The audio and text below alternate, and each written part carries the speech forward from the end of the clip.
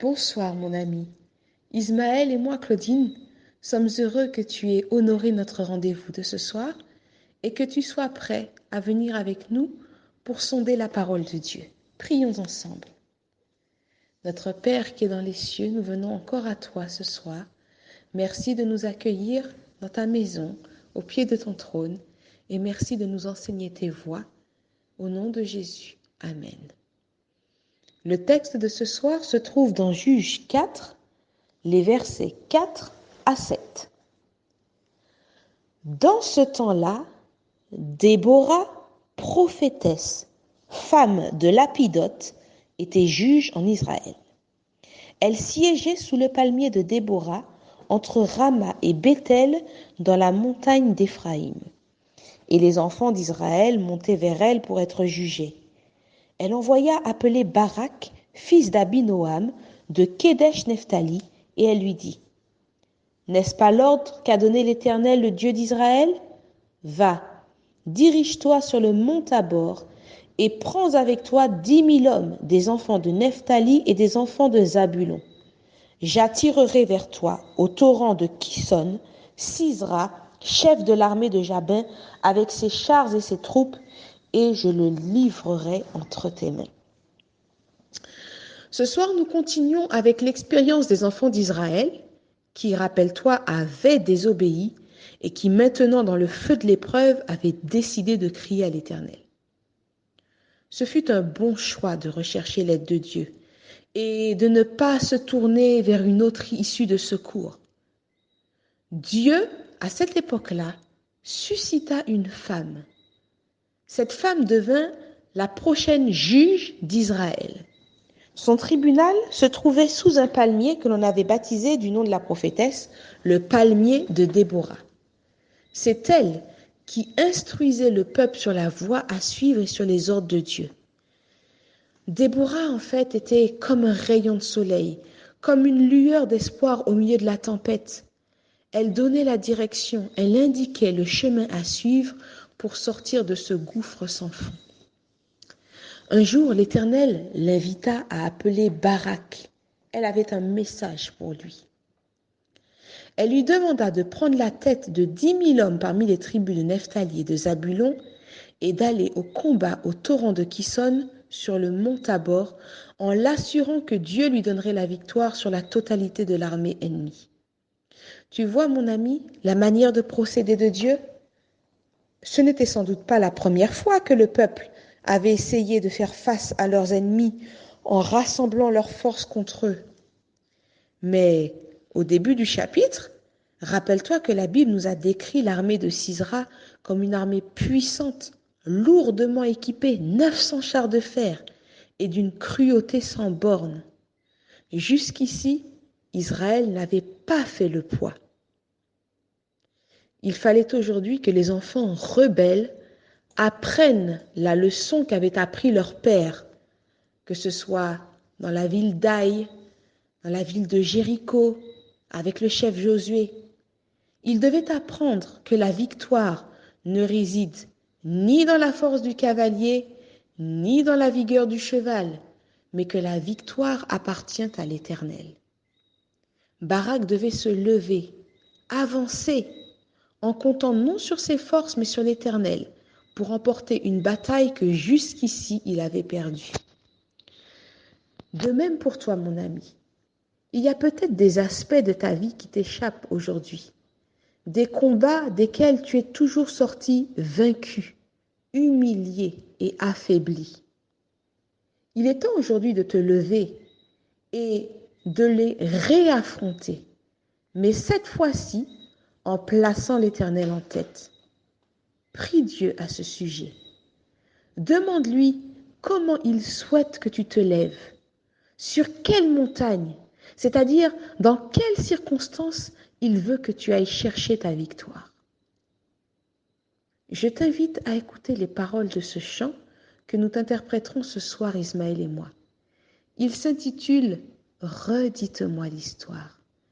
Il t'invite à passer, à repasser dans ton cœur l'histoire de ton salut, de ta victoire qui ont été acquis par le ministère de Jésus-Christ. Je te lis la première strophe. Redites-moi l'histoire de l'amour de Jésus. Parlez-moi de la gloire qu'il promet aux élus. J'ai besoin qu'on m'instruise, car je suis ignorant. Qu'à Christ, on me conduise comme un petit enfant. Redites-moi l'histoire. Redites-moi l'histoire. Redites-moi l'histoire de l'amour de Jésus.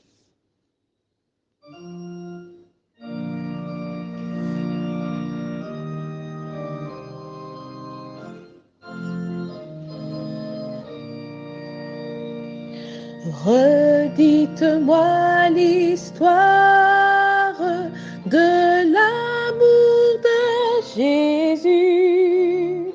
Parlez-moi de la gloire qui promet aux élus. J'ai besoin qu'on m'instruise, car je suis ignorant. Qu'à Christ on me conduise comme un petit enfant. Redites-moi l'histoire. Redites-moi l'histoire. Redites-moi l'histoire de l'amour de Jésus. Redites-moi l'histoire de la crèche à la croix. Éveillez ma mémoire, oublieuse parfois. Cette histoire si belle, dites-la simplement. Elle est toujours nouvelle.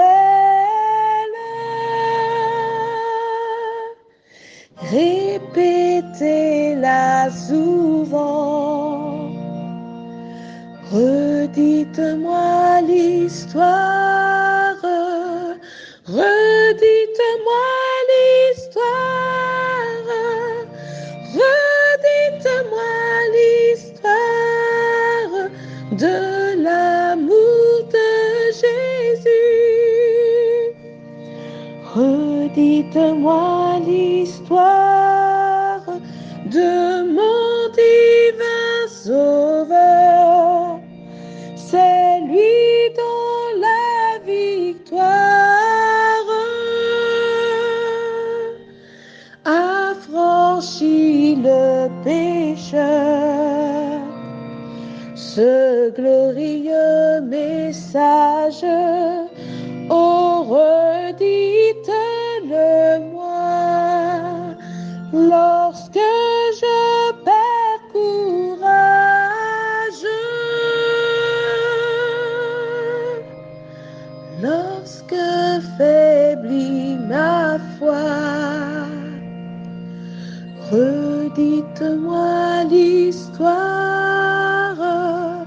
Redites-moi l'histoire. Redites-moi l'histoire de l'amour de Jésus. Mon ami, sache que ta situation n'est pas désespérée. Crie à Dieu et il te répondra. Permets-moi de prier pour toi dans ce sens ce soir. Seigneur Dieu Tout-Puissant, je voudrais te confier mon ami qui t'écoute en ce moment. Tu vois sa vie, tu connais ses besoins, tu connais ses épreuves et ses tentations. Tu vois les circonstances dans lesquelles il se trouve, parfois à cause des mauvais choix qu'il a faits, parfois parce qu'elles lui sont tout simplement tombées dessus. Je le place entre tes mains, parce que l'histoire n'est pas encore terminée, et que tu as très certainement des projets de paix et de bonheur en sa faveur, afin de lui donner un avenir et de l'espérance. Seigneur Dieu, prends-le en ce soir, réponds à sa prière, rends-lui l'espoir et la joie de ton salut. Montre-lui sur quel rocher élevé tu veux l'amener et montre-lui le chemin pour y parvenir, Père éternel. Tout comme tu as promis à Barak, à Déborah et au reste du peuple d'Israël la victoire sur l'ennemi qui les avait toujours vaincus. Prononce cette victoire aujourd'hui dans sa vie, au nom de Jésus et pour ta sainte gloire. Amen. Bonne soirée, mon ami.